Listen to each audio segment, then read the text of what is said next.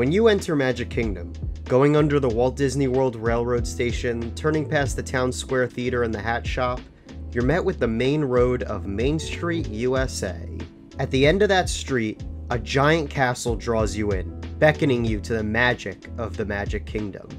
What awaits you when you reach the castle? Do you work your way up as you visit each storefront, or do you make a beeline right to it? Each park has their own icon, a larger-than-life structure that signifies the park you're visiting.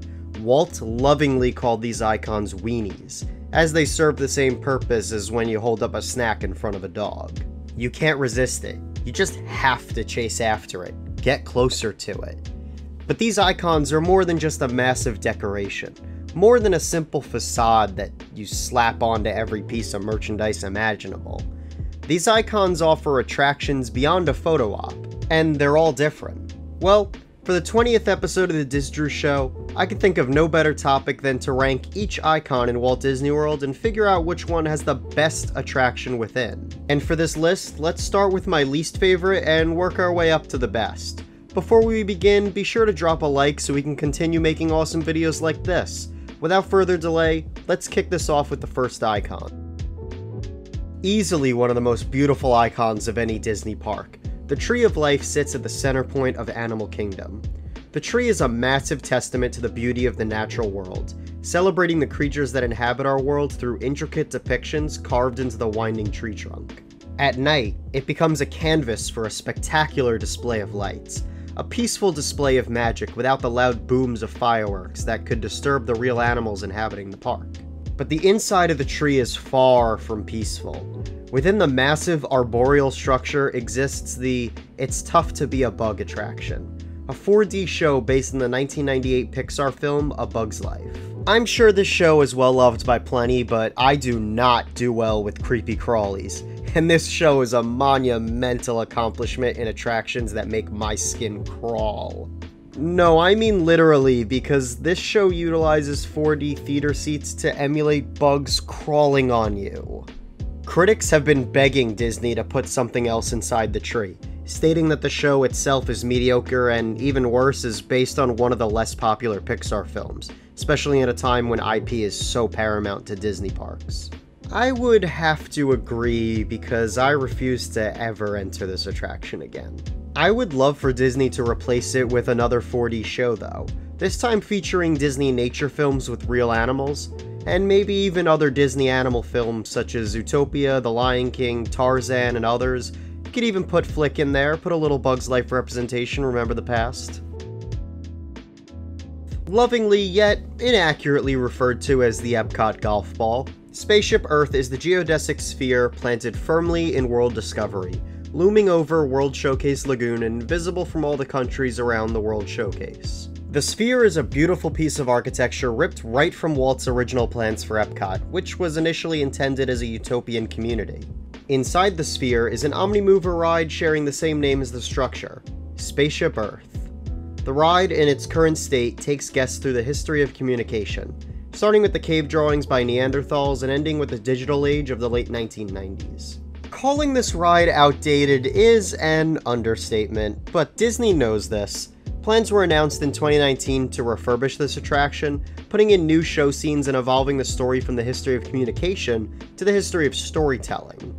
This idea is much more timeless, preventing the ride from becoming extremely dated as it is now. Unfortunately, insinuating circumstances have put the refurb on indefinite holds, and the ride continues on to this day with Steve Jobs inventing the Mac computer as the most contemporary advancement in communication. For this reason, I am not a huge fan of Spaceship Earth's attraction anymore, but I do hope it gets the promised refurbishment soon, as it could be a very impressive attraction once again. Hollywood Studios has a lovely identity crisis, with its park icon in a constant state of fluctuation. It has gone from the Chinese Theater, to a now-defunct water tower, to a now-defunct sorcerer hat. Well, now it's the Twilight Zone Tower of Terror. Why? Because it's the tallest structure, I guess. The Hollywood Tower Hotel is a tall, lanky building that draws guests in with the sounds of screaming riders heard from afar. One cannot help but be morbidly curious as to what awaits them inside. The theming is incredible, some of the best Walt Disney World has to offer, and the ride itself lives up to the build-up. It's one of the most popular and beloved thrill rides on property and makes for a great park icon. The ride itself would make this my top choice, but number 1 is just too good to beat. Coming as no surprise, Cinderella Castle is my favorite park icon.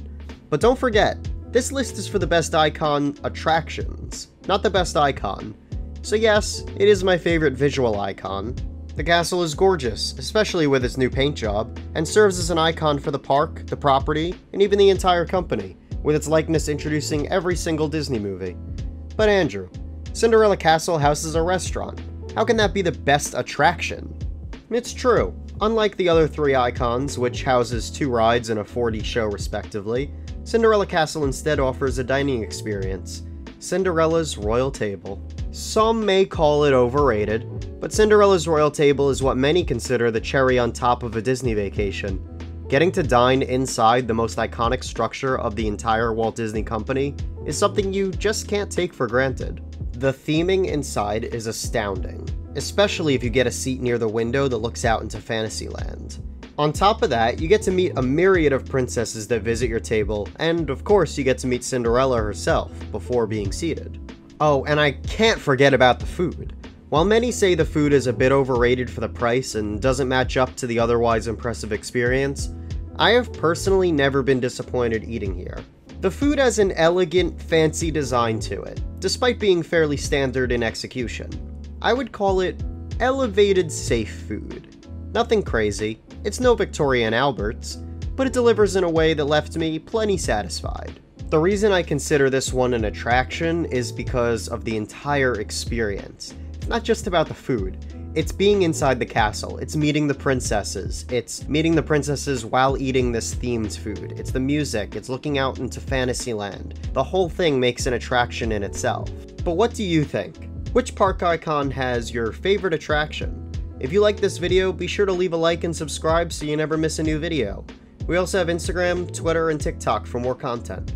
Thanks for watching, and here's to celebrating our 20th episode and many more.